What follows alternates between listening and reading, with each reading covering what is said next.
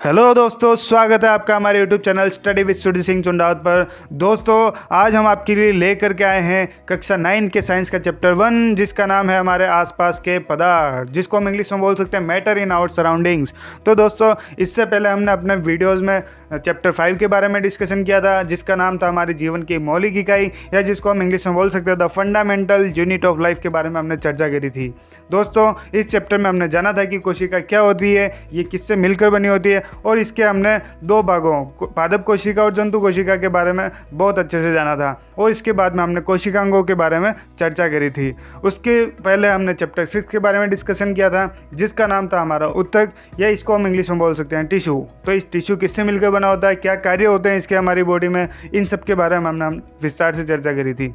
दोस्तों, अगर आपने दोनों वीडियो नहीं देखे हैं तो वीडियो के लिंक मैं डिस्क्रिप्शन में पिन कर देता हूं, इन वीडियो को ज़रूर देखें। वीडियो अच्छा लगे तो वीडियो को लाइक करें, चैनल को सब्सक्राइब करें और अपने दोस्तों के साथ शेयर करना बिल्कुल भी ना भूलें। तो दोस्तों, स्टार्ट करते हैं हम आज का वीडियो। तो दोस्तों, इस वीडियो में हम सबसे पहले जानेंगे कि पदार्थ की परिभाषा क्या होती है, पदार्थ किससे मिलकर बना होता है, और पदार्थों के हम गुणधर्मों के बारे में आज चर्चा करने वाले हैं। तो इसी गुणधर्मों के आधार पर हम जानेंगे कि पदार्थ की अवस्थाएं कितनी होती है। उसके बाद में हम चर्चा करेंगे कि अगर हम पदार्थ के तापमान में परिवर्तन लेके आते हैं, या फिर हम इसके दाब में परिवर्तन लेके आते हैं, जिसको हम इंग्लिश में बोलते हैं टेम्परेचर और प्रेशर। अगर हम पदार्थ के टेम्परेचर और प्रेशर में हम चेंज लेके आते हैं तो हमको क्या क्या इफ़ेक्ट देखने को मिलते हैं, तो इन सभी के बारे में आज हम चर्चा करने वाले हैं। तो दोस्तों, तापमान में हम सबसे पहले पढ़ेंगे कि हमारा गलनांक बिंदु क्या होता है, जिसको हम मेल्टिंग पॉइंट बोलते हैं। उसके बाद में हम क्वथनांक बिंदु, जिसको हम बॉइलिंग पॉइंट बोलते हैं, और ऊर्ध्वपातन निक्षेपण, जिसको हम सब्लिमेशन बोलते हैं, के बारे में हम विस्तार से चर्चा करने वाले हैं। उसके बाद में हम सबसे एंड में डिस्कशन करेंगे हमारी वाष्पीकरण के बारे में, जिसको हम इंग्लिश में बोलते हैं इवेपोरेशन। तो दोस्तों, बात करते हैं हम आज के सबसे पहले टॉपिक के ऊपर। दोस्तों, हम बात करते हैं मैटर के ऊपर। तो मैटर क्या होता है? ये मैटर वो वाला मैटर नहीं है कि फ्रेंड ने कॉल लगाया कि भाई मैटर हो गया जल्दी से आ जा, ये वो वाला मैटर नहीं है। ये मैटर है हमारे साइंस का, जिसको हम हिंदी में बोलते हैं पदार्थ। तो दोस्तों, पदार्थ क्या होता है, इसकी डेफिनेशन के ऊपर जाते हो तो हमें दिखता है कि ऐसी कोई भी वस्तु जो क्या करती हो, जो स्थान घेरती हो, यह जिसका द्रव्यमान होता है, वो क्या कहलाता है, वो कहलाता है हमारा पदार्थ। और पदार्थ क्या होता है, छोटे छोटे कणों से मिलकर बना होता है। अब ये ऐसे तो समझ में आएगा नहीं, लेकिन अब हम क्या करते हैं, चारों तरफ हमारी नज़रें फैलाते हैं। हम नज़रें फैलाते हैं तो हमको दिखता है हमारी टेबल, कुर्सी, टेलीविज़न, ग्लास, विंडो, गेट। और अगर हम थोड़ा सा बाहर और जाएंगे तो हमको यह मिल जाएगा, हमें सामने मकान दिख जाएगा, या फिर हमारी रोड मिलेगी, पत्थर मिलेंगे, कंकड़ मिलेंगे, या फिर ऊपर देखेंगे तो हमको क्या मिलेगा, हमें मिलेगा वायुमंडल। तो दोस्तों, ये सब क्या है, ये सब है हमारा पदार्थ। अब ये पदार्थ कैसे हैं, क्योंकि ये छोटे छोटे कणों से मिलकर बना हुआ है। अगर ये क्या कर रही है, ये अगर स्थान घेर रही है, कोई ना कोई स्पेस ऑक्यूपाई कर रही है, या फिर इसका कोई द्रव्यमान है, या फिर इसका क्या है, मास है, तो इसको हम क्या बोलेंगे, इसको हम बोलेंगे पदार्थ। तो दोस्तों, बात करते हैं हम पदार्थों के गुणधर्मों के ऊपर। तो दोस्तों, हमारे जो पदार्थ होते हैं उनके बहुत सारे गुणधर्म होते हैं, जैसे कि हमारे पदार्थ के कणों के बीच में रिक्त स्थान पाया जाता है। अब ये कैसे पाया जाता है, इसका मैं एक छोटा सा एग्जांपल बता सकता हूँ कि हमने क्या लिया, हमने एक कांच की गिलास ली और उसमें हमने क्या करा, पानी भरा। अब पानी की जहाँ लेवल था वहाँ पे हमने क्या करा, हमने मार्कर से मार्क कर दिया कि हमारा पानी यहाँ तक भरा हुआ। अब हम इसमें नमक मिलाना स्टार्ट करेंगे तो हमारा जो नमक होगा वो नमक क्या करेगा, इसके अंदर घुल जाएगा। अब ये घुल गया तो ये किसकी वजह से हुआ, क्योंकि हमारे पदार्थ के कणों के बीच में रिक्त स्थान था।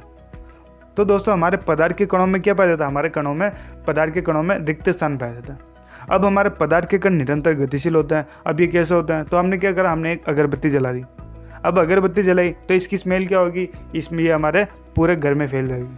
और कुछ नहीं तो हमारी जो ऑल आउट होती है, हमारे मच्छर वाली होती है, वो क्या होती है, उसकी खुशबू क्या खुशबू हमारे लिए खुशबू है, लेकिन वो क्या होगी, मच्छरों के लिए मृत्युदंड होगा।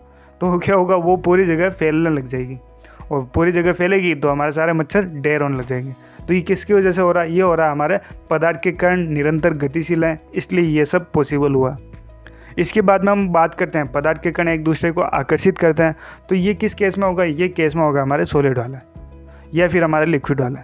लेकिन ये गैस में थोड़ा लूजली पैक्ड होता है, मतलब कम आकर्षित करते हैं। तो हमारे जो पदार्थ के कण होंगे वो क्या करेंगे, एक दूसरे को आकर्षित करके एकदम बंधे रहेंगे। जैसे हमारे टीवी है तो टीवी का ऐसा शेप तो नहीं है ना कि थोड़ी देर में ये उड़ने लग जाएगी, मतलब इसके एक एक पार्ट अलग अलग जा रहा है, अलग अलग दिख रहा है। तो ये क्या होता है, हमारे पदार्थ के कण एक दूसरे को आकर्षित करते हैं, इसी वजह से हमको सब कुछ एक जगह दिख जाता है। तो इन्हीं गुणधर्मों के आधार पर हमारे पदार्थ के 5 भाग होते हैं। पहला होता है हमारा ठोस, दूसरा होता है द्रव, तीसरा होता है गैस, चौथा होता है प्लाज्मा और पांचवा होता है बोस आइंस्टीन कंडेंसेट। तो दोस्तों इस पूरे चैप्टर में हम केवल ठोस, द्रव और गैस अवस्था के बारे में ही पढ़ने वाले हैं, क्योंकि प्लाज्मा और बोस आइंस्टीन कंडेंसेट ये अवस्थाएं तो होती तो है, लेकिन आपकी एनसीईआरटी में ये आपके 9th क्लास में भी बता नहीं रखा है। तो भी मैं आपको बता देता हूँ कि जो हमारी प्लाज्मा वाली कंडीशन होती है, तो जो हम गैस को बहुत ज़्यादा टेम्परेचर पे ले जाते हैं, बहुत ज़्यादा टेम्परेचर पे हम गर्म करते हैं गैस को, तो हमको कौन सी कंडीशन मिलती है, हमको मिलती है प्लाज्मा कंडीशन। और उसके बाद में हम बोस आइंस्टीन कंडीशन अगर हमको अवस्था चाहिए तो इसके लिए हमको क्या करना पड़ेगा, हमारी जो गैस होगी उस गैस को बहुत ज़्यादा ठंडा करना पड़ेगा। तो उससे हमको क्या मिलेगा, हमको मिलेगी बोस आइंस्टीन कंडेंसेट स्टेट, या इसको हम अवस्था बोल सकते हैं। तो दोस्तों बात करते हैं हम सबसे पहले हमारे ठोस के ऊपर, या फिर हमारे द्रव के ऊपर, या हमारे गैस के ऊपर। तो दोस्तों हमारी जो ठोस अवस्था में कोई भी पदार्थ होगा तो उसका क्या होगा, उसका निश्चित आकार होगा। जैसे हम अपनी टेलीविज़न को ले लेते हैं, हमारे आसपास में कोई भी चीज़ जो कि सॉलिड है, सॉलिड मतलब ठोस है एकदम, तो वो क्या होगा, उसका परफेक्ट शेप होगा, उसका शेप चेंज नहीं हो रहा होगा, तो उसको हम क्या बोलेंगे, उसको ठोस अवस्था बोलेंगे। वो परफेक्ट डायरेक्शन में होगा। जैसे हमारा सोफ़ा होता है तो जैसे पड़ा है वैसे ही पड़ा रहता है, ऐसा तो नहीं हिल के एकदम लिक्विड होकर नीचे गिर जाता है, ऐसा तो है नहीं ना। तो ये क्या होता है, इसकी निश्चित डायरेक्शन होगी, वो जिस डायरेक्शन में बनाया गया तो उसी डायरेक्शन में ही रहेगा। ये कठोर होगा, ये असंपीड्य होगा, इसको दबा नहीं सकते। इसके बाद में इसका निश्चित आयतन होगा। निश्चित आयतन मतलब इसमें कुछ भी चीज़ मटेरियल भरा हुआ तो निश्चित रहेगा, इसके बाद में इसमें और कोई मिक्स नहीं कर सकते, जैसे हम द्रव वाले केस में कर सकते हैं। तो दोस्तों इसके एग्जाम्पल देखते हैं, इसमें पेन, किताब, सुई, लकड़ी, रबड़ बैंड, स्पंज, ये सब किसके उदाहरण, ये हमारे ठोस के उदाहरण है। अब आप बोलोगे कि भैया ऐसा तो रबड़ बैंड को हम खींच के लंबा कर देंगे तो इसकी शेप चेंज हो जाएगी। तो बेटा जब भी आप इसको आपस छोड़ोगे तो उसी शेप में आएगा ना। तो ये क्या हुआ, ये ठोस का ही उदाहरण हुआ। इसके बाद में स्पंज में देखते हैं, तो स्पंज में क्या होता है, आप दबाओगे तो इसकी हवा बाहर निकल जाएगी, वापस क्या होगा, वापस इसको आप छोड़ोगे तो वापस हवा बढ़ जाएगी और क्या होगा, स्पंज वापस अपने पहले वाली शेप में आ जाएगा। तो दोस्तों जो हमारी ठोस होगी उसके क्या होंगे, परफेक्ट पार्टिकल एकदम सटे हुए होंगे, जैसा आप डायग्राम में देख सकते हैं। तो हमारे ठोस के जो भी डायग्राम होगा वो इसके जैसा दिखाई देगा। उसके बाद में हम बात करते हैं द्रव की। तो द्रव में हमारा अनिश्चित आकार होगा। जैसे हम पानी लेते हैं या जूस लिया, मैंने दूध लिया, तेल लिया, कुछ भी लिया, तो ये क्या होगा, इनका अनिश्चित आकार होगा। अपन ने इसको बड़ी सी तपेली में लिया तो तपेली का आकार ले लेगा, अपन ग्लास में लेंगे तो ग्लास का आकार, कॉफ़ी वाले मग में लिया तो कॉफ़ी जैसा। तो मतलब जिस शेप में लेंगे उस शेप का द्रव बन जाएगा। उसकी अनिश्चित विमाएँ होगी, जिस डायरेक्शन हम चाहेंगे उस डायरेक्शन में इसको कर सकते हैं। इसको फ्लैट फर्श पे ढोल देंगे तो फर्श की आकार ले लेगा। तो मतलब इसकी कोई शेप फिक्स नहीं होती। उसके बाद में बहाव होगा, ये बह सकता है, इसको फर्श पे अपन डालेंगे तो क्या करने लग जाएगा, ये एक जगह से दूसरी जगह मूव करने लग जाएगा। इसको दबा सकते हैं अपन। इसके बाद में इसका निश्चित आयतन होगा। इसको अपन ने भर दिया है तो जितना द्रव, जैसे अपन ने 1 लीटर की बात करी तो 1 लीटर ही दूध होगा, ऐसा तो नहीं 1 लीटर में कुछ ऐड कर देंगे। तो इसका क्या होगा, फिक्स्ड वॉल्यूम होगा, आयतन होगा। तो ये जैसे इसके एग्जाम्पल हो पानी, दूध, तेल, जूस, ये सब किसके उदाहरण, ये सब हमारे द्रव के उदाहरण हैं। नीचे हम डायग्राम देखते हैं तो इसके डायग्राम के बीच में बहुत सारी जगह है, जिसकी वजह से क्या होगा, इसमें बहुत सारे पार्टिकल और ऐड हो सकता है।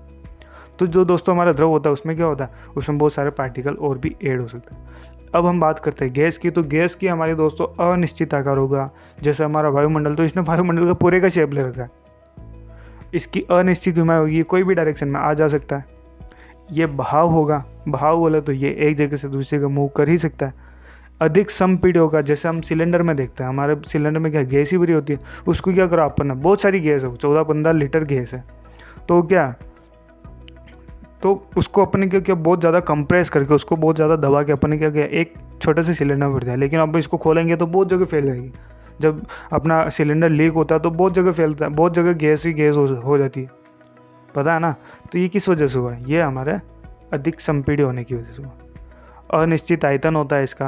बहुत सारी गैस अपन एक ही जगह इकट्ठी कर सकते हैं, जैसे ऑक्सीजन हो गया, एलपीजी होगी, सीएनजी होगी, ये सब किसके उदाहरण है? ये हमारे गैस के उदाहरण हैं।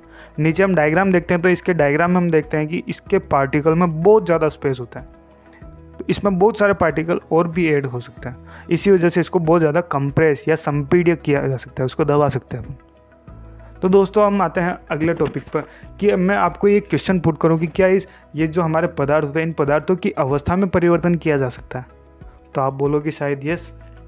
अब वैसा मैं कारण पूछूंगा तो शायद आप चुप हो जाओगे, लेकिन मैं बता देता हूँ कि अगर हम किसी पदार्थ के तापमान में परिवर्तन करते हैं, इसके टेम्परेचर में अपन कुछ चेंज लेके आते हैं, या उसके हम प्रेशराइज करके उसको कुछ चेंज लेने की कोशिश करते हैं, तो ऐसा पॉसिबल हो जाता है कि वो एक अवस्था से दूसरी अवस्था में, दूसरी से तीसरी अवस्था में आ जा सकता है। जैसे हमने कोई बर्फ़ लिया, बर्फ़ का हमने क्या किया, बर्फ़ का हमने टेम्परेचर बढ़ाया, हीट दी उसको, तो वो किस में कन्वर्ट होगा? वो धीरे धीरे जल में कन्वर्ट हो जाएगा। उसके बाद में हम क्या करेंगे, और थोड़ा और टेम्परेचर बढ़ाएंगे, तो किस में कन्वर्ट होने लग जाएगा? वो भाप यानी गैस में कन्वर्ट होने लग जाएगा। अब वापस अपन ने क्या किया, अपना टेम्परेचर डिक्रीज करना स्टार्ट किया, तो वापस क्या हो, रिवर्सिबल हो जाएगा। वो भाप से वापस किस में बनने लग जाएगा? वो वापस जल में आने लग जाएगा। उसके बाद में उसका टेम्परेचर और डिक्रीज और कम करेंगे, तो किस शेप में आने लग जाएगा? वापस बर्फ़ बनने लग जाएगा। तो ऐसा पॉसिबल है ना कि तापमान बदलाव करके हम एक स्टेट से दूसरी स्टेट में एक पदार्थ को ले जा सकते हैं। ऐसे ही अगर हम दाब लगाएं किसी गैस के ऊपर, दाब लगाते हैं हम, तो दाब में क्या होता है, तो दोस्तों जब हम किसी गैस पर दाब लगाते हैं तो क्या होगा, वो गैस से किस में कन्वर्ट होना, वो द्रव में कन्वर्ट होने लग जाएगा। जैसे हमारे सिलेंडर में जो गैस भरी होती है वो क्या होती है, वो द्रव अवस्था में होती है, लिक्विड फॉर्म में होती है। लिक्विड फॉर्म में कैसे आई? क्योंकि हमने उसमें प्रेशराइज किया, उसको अपन ने दाब लगाया। दाब लगा के अपन ने बहुत सारी गैस को एक जगह पर एक सिलेंडर में इकट्ठी कर दिया। उसके बाद में हम द्रव कंडीशन में आ चुका, और अब हम दाब लगाएंगे तो कौन सी कंडीशन में, वो ठोस अवस्था में आ जाएगा। ऐसे अपन वापस ठोस अवस्था से अपन दाब हटाना स्टार्ट करेंगे, उसको धीरे धीरे कम करेंगे दाब को, तो वो कौन सी कंडीशन में आ जाएगा? द्रव कंडीशन में आ जाएगा। फिर वापस अपन ने दाब और कम किया तो कौन सी अवस्था में वापस आ जाएगा? गैस में आ जाएगा। अपन ने खुला छोड़ दिया तो वापस क्या, वापस वातावरण में घुल मिल जाएगी। तो ये दोनों डायग्राम से आपको समझ में आ ही रहा होगा। इसके बाद में हम बात करते हैं कि अगर हम तापमान परिवर्तन करते हैं तो उसमें क्या क्या इफेक्ट अपने को देखने को मिलते हैं। उसमें अपने 3 पॉइंट आते हैं। कौन कौन से? एक तो होता है हमारा गलनांक बिंदु, जिसको हम इंग्लिश में बोलते हैं मेल्टिंग पॉइंट। उसके बाद में हम बात करते हैं क्वथनांक बिंदु, जिसको हम बोलते हैं बॉइलिंग पॉइंट। और एक आता है ऊर्ध्वपातन निक्षेपण। ये ऊर्ध्वपातन निक्षेपण एक अलग कंडीशन हो जाएगी जिसको हम पढ़ेंगे, लेकिन यहाँ पर हम देखते हैं कि हमने क्या लिया, हमने एक बर्फ़ लिया। डायग्राम में आप देख सकते हैं कि हमने बर्फ़ लिया, बर्फ़ को क्या किया, अपन ने गलाना स्टार्ट कर दिया, मतलब हीट देना स्टार्ट किया। तो क्या होगा, वो गल के क्या होगा, जल बन जाएगा। जल बनेगा तो जल बनने के बाद में हमको भाप मिल जाएगी, और ज़्यादा हीट देंगे तो गलनांक बिंदु से अपन को क्या मिलेगा, अपने को जल मिल जाएगा, और क्वथनांक बिंदु से अपने को भाप मिलना स्टार्ट हो जाएगी। तो आगे हम देखते हैं पूरा डिटेल में कि क्या होता है, कि हम किसको बोलते हैं गलनांक बिंदु, क्वथनांक बिंदु। तो बात करते हैं हम सबसे पहले गलनांक बिंदु, जिसको हम बोलते हैं मेल्टिंग पॉइंट। तो दोस्तों किसी ठोस का वह तापमान जिस पर वह अपनी ठोस अवस्था से पिघलकर द्रव अवस्था में परिवर्तित हो जाता है, तो उसे हम दोस्तों गलनांक बिंदु कहते हैं। तो गलनांक बिंदु किसे कहेंगे, कि किसी ठोस की वह अवस्था, ठोस का वह तापमान जिस पर वह अपनी ठोस अवस्था से, जैसे अपने ये अपना ग्राफ दिखा रखा है, तो इसमें क्या अपने स्टार्टिंग में अपने एक रेड लाइन दिख रही होगी, तो जहाँ से रेड लाइन स्टार्ट हो रही वहाँ से क्या था, वहाँ पे ये केवल ठोस था। अब अपन ने यहाँ पे क्या किया, अपन ने इसको हीट देना स्टार्ट किया। हीट मतलब अपन ने इसके अंदर नीचे कुछ गैस वैस का बर्नर लगा दिया, इसको अपन ने ठोस मतलब इसका तापमान बढ़ाने का स्टार्ट कर दिया। तो यहाँ से क्या होगा, ये पॉइंट ए तक क्या होगा, इसको केवल हीट मिलती रहेगी, लेकिन पॉइंट ए के बाद में क्या होगा, ये मेल्ट होना यानी पिघलना स्टार्ट हो जाएगा। तो जहाँ से पिघलना स्टार्ट हो जाता है और ये पिघलते पिघलते बी पॉइंट तक आता है, तो यहाँ तक ये अवस्था क्या होगी, ये इसका गलनांक बिंदु होगा। तो जो हमारा बर्फ़ होता है, बर्फ़ का गलनांक बिंदु क्या होता है, 0 डिग्री सेंटीग्रेड होता है। तो वहाँ से वो क्या होगा, 0 डिग्री सेंटीग्रेड तक वो क्या होगा, वो उसका मेल्टिंग पॉइंट होगा। उसके बाद में क्या होगा, ये द्रव अवस्था में चेंज होने लग जाएगा। तो दोस्तों बात करते हैं हम संगलन की प्रसुप्त ऊष्मा के बारे में। गलनांक बिंदु तो आ ही गया होगा समझ में, नहीं आया तो मैं वापस एक बार समझा देता हूँ कि किसी ठोस का वह तापमान जिस पर वह अपनी ठोस अवस्था से पिघल के कौन सी अवस्था में आ जाता है, वो द्रव अवस्था में आ जाता है। तो इसको दोस्तों हम क्या बोलेंगे, इसको हम बोलेंगे गलनांक बिंदु। तो दोस्तों बात करते हैं संगलन की प्रसुप्त ऊष्मा। अब ये क्या होती है प्रसुप्त ऊष्मा, तो इसको हम इंग्लिश में बोलते हैं लेटेंट हीट। लेटेंट हीट मतलब छिपी हुई ऊष्मा। तो दोस्तों हम बात करते हैं छिपी हुई ऊष्मा की। तो दोस्तों छिपी हुई ऊष्मा किसी पदार्थ की वह ऊष्मा होती है जो कि उसकी अवस्था परिवर्तन के लिए जिम्मेदार होती है। उसे हम क्या कहते हैं, उस पदार्थ की छिपी हुई ऊष्मा कहते हैं। अब हम आते हैं संगलन की प्रसुप्त ऊष्मा के ऊपर। तो दोस्तों जो हमारी संगलन मतलब जो गलने के लिए जो लेटेंट हीट होगी वो क्या होगी।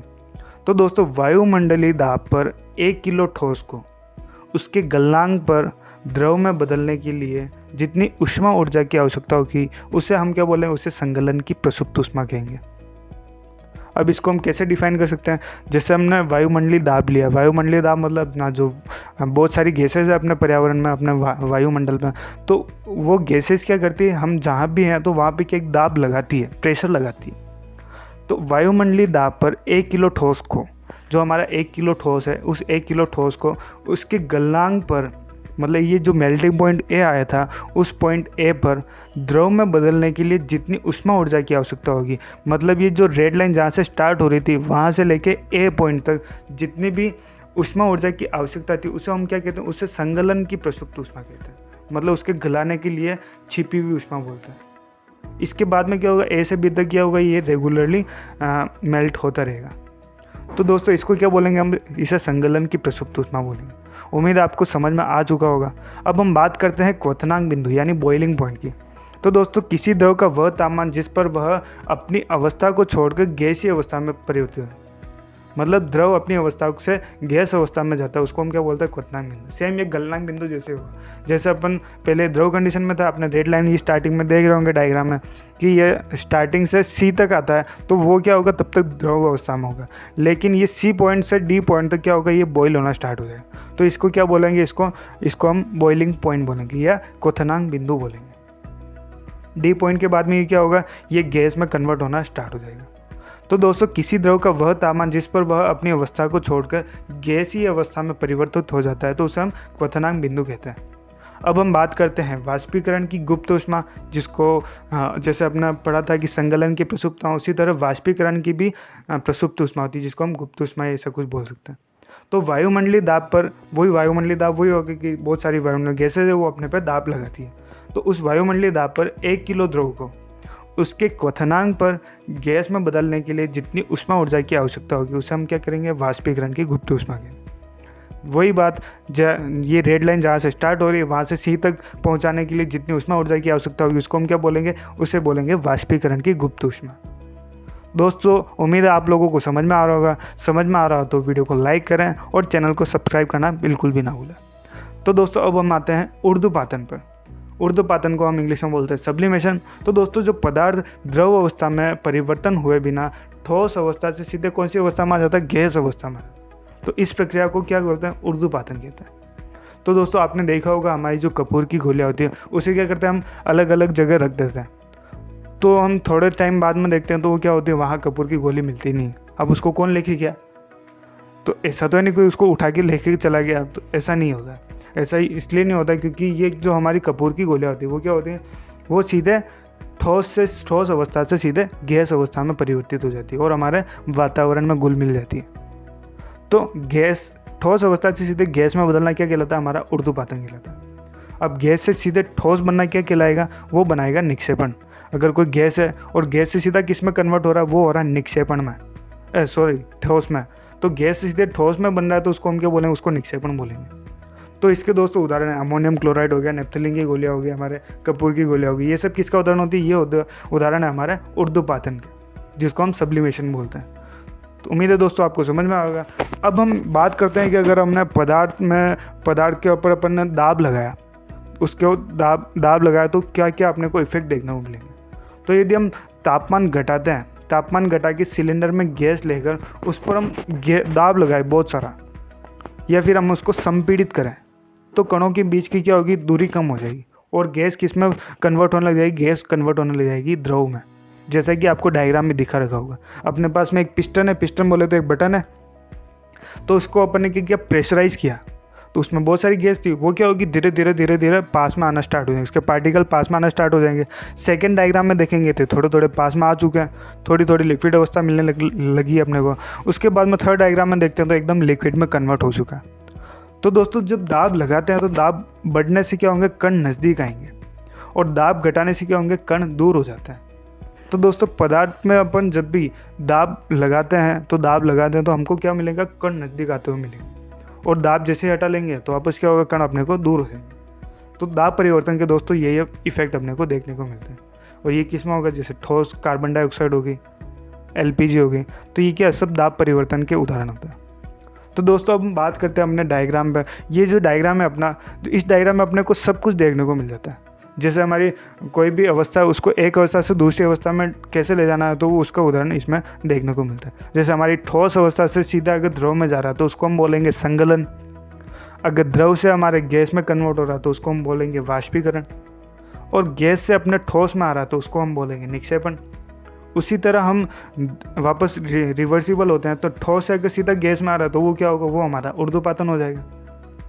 उसके बाद में गैस अगर सीधे द्रव में आ रहा है वो क्या होगा, वो हमारा संघनन हो जाएगा।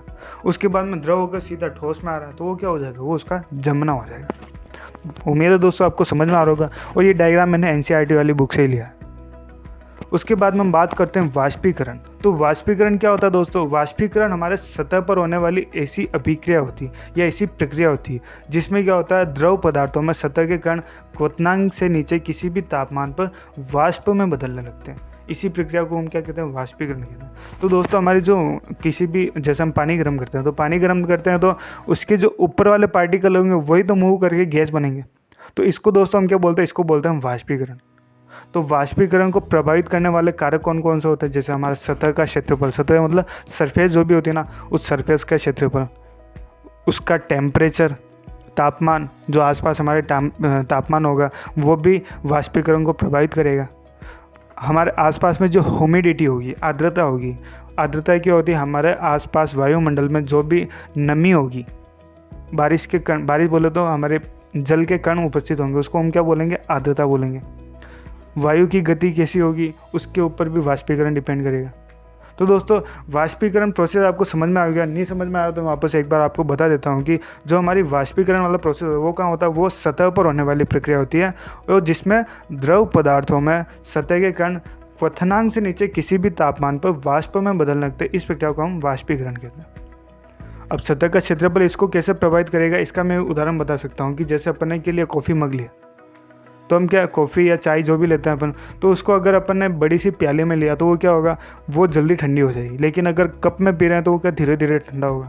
ऐसा क्यों हुआ, क्योंकि उसका सरफेस बड़ा था, तो उसमें क्या हुआ, तो वाष्प जल्दी जो भी इसके कण थे सरफेस के नीचे वाले वो क्या वाष्प में चेंज होना स्टार्ट हो गए, जिसकी वजह से क्या हुआ, ये अपना जो कप वाली जो चाय थी वो क्या धीरे धीरे ठंडा होना, लेकिन जो बड़ी सी प्याली में ली थी अपन ने वो क्या जल्दी से ठंडी हो गई। उसके बाद में हम बात करते हैं तापमान की। तो जो दोस्तों अगर जैसे हम देखते हैं कि हमारी जो गर्मी होती है, गर्मी में क्या होता है, हमारी चाय धीरे धीरे ठंडी होती है। ऐसा क्यों होता है, क्योंकि उस टाइम क्या होता है, गर्म ऑलरेडी पूरा वातावरण या हमारा वायुमंडल गर्म हो रखा होता है। तो उसके बाद में जो वापस हमारी वाष्पीकरण की वजह से हीट निकलेगी वो क्या होगी, वो धीरे धीरे निकलेगी, ठंडी होगी नहीं। तो क्या होगा, तापमान पे भी वाष्पीकरण हमारा डिपेंड करेगा। अब बात करते हैं हम आर्द्रता की, तो आर्द्रता की भी सेम कंडीशन है। अगर हम बारिश के टाइम में बात करें तो हमारी सारी चीज़ें क्या होती है, जल्दी ठंडी हो जाती। उसके बाद में हम बात करते हैं वायु की गति के ऊपर। तो जो दोस्तों जैसे हमने चाय ली, तो चाय को क्या किया, अपन ने चाय को अपन ने फूंक मारा तो वो क्या होगी, जल्दी ठंडी होगी। तो वायु की गति के ऊपर बहुत सारी चीज़ें अपनी डिपेंड करती हैं। तो दोस्तों हमारी जो वाष्पीकरण होती है उसको प्रभावित करने वाले 4 कारण मुख्यतः होता है, सतह का क्षेत्रफल, तापमान, आर्द्रता और वायु की गति। उम्मीद है दोस्तों आपको समझ में आ रहा होगा। अब हम बात करते हैं सबसे एंड में टॉपिक पे, जिसका नाम है वाष्पीकरण से शीतलता। वाष्पीकरण की प्रक्रिया के दौरान द्रव के कण अपने आसपास के वातावरण से ऊर्जा अवशोषित कर लेते हैं। उससे क्या होती है, वातावरण से ऊर्जा की हानि होती है और वातावरण क्या होता है, शीतल हो जाता है। इसको मैं एक सिंपल से एग्जांपल बताता, जैसे अपना सूती, अपन गर्मियों में क्या होता है, सूती कपड़े पहनते हैं। अब सूती कपड़े पहनते हैं तो ऐसा क्यों पहनते हैं भाई, ऐसा भी तो पॉलिस्टर पहन सकते हैं, कुछ और पहन सकते हैं। तो ऐसा इसलिए करते हैं हम, क्योंकि जो हमारे सूती कपड़े होते हैं वो क्या करते हैं, हमारा जो पसीना होता है वो क्या अवशोषित कर लेते हैं। जब ये अवशोषित करते हैं तो क्या होता है, ये जो जल वाले कण होते हैं वो क्या करते हैं, हमारे वातावरण से आसपास से जो ऊष्मा एनर्जी लेके हमारी बॉडी से एनर्जी लेके आसपास के वातावरण में फैल जाते हैं, जिससे क्या होगी, हमारी बॉडी को ठंडा बनाएगा। ऐसा ही हम देखते हैं मटकी वाले उदाहरण में। तो मटकी में क्या होता है, छोटे छोटे पोर्ट्स होते हैं। वो क्या, उन पोर्ट से क्या होगा, पानी निकलेगा, और वो पानी क्या होंगे, आसपास के वातावरण से ऊर्जा लेके वो मटकी को ठंडा कर देंगे, और वो क्या होंगे, खुद वाष्पीकृत हो जाएंगे। तो दोस्तों, उम्मीद है आपको पूरा चैप्टर समझ में आ गया होगा। चैप्टर अगर समझ में आया तो वीडियो को लाइक करें और चैनल को सब्सक्राइब करना बिल्कुल भी ना भूलें। तो दोस्तों, मैं पूरा आपको चैप्टर एक बार में रिवाइज कर देता हूँ कि हमने सबसे पहले स्टार्ट किया था पदार्थ के बारे में। इसमें हमने जाना था कि पदार्थ क्या होता है, इसकी परिभाषा के बारे में जाना था। फिर हमने जाना था कि इसके गुणधर्म क्या क्या होता है। उन्हीं गुणधर्मों के आधार पर हमने डिस्कस किया था कि हमारे इसकी 3 अवस्थाएं होती है, ठोस, द्रव और गैस। और अपने 2 एक्स्ट्रा भी पढ़ी थी, प्लाज्मा और बोस-आइंस्टीन कंडेंसेट। तो उसके बाद में ठोस, द्रव, गैस के बाद में हमने इसके बारे में पदार्थ के ताप परिवर्तन के बारे में पढ़ा था कि अगर हम इसका पदार्थ में ताप परिवर्तन करते हैं तो इससे हमको क्या क्या मिलेगा। तो इसमें हमने सबसे पहले गलनांक बिंदु, क्वथनांक बिंदु, ऊर्ध्वपातन निक्षेपण के बारे में पढ़ा था। उसके बाद में हम पढ़ा था कि दाब परिवर्तन करते हैं तो हमको क्या इफेक्ट देखने को मिलेंगे। और सबसे एंड में हमने वाष्पीकरण के ऊपर चर्चा करी। तो दोस्तों, अब आज का वीडियो हम यही एंड करते हैं। उम्मीद है आपको पसंद आया होगा। पसंद आया तो लाइक, शेयर, सब्सक्राइब करना बिल्कुल भी ना भूलें। धन्यवाद।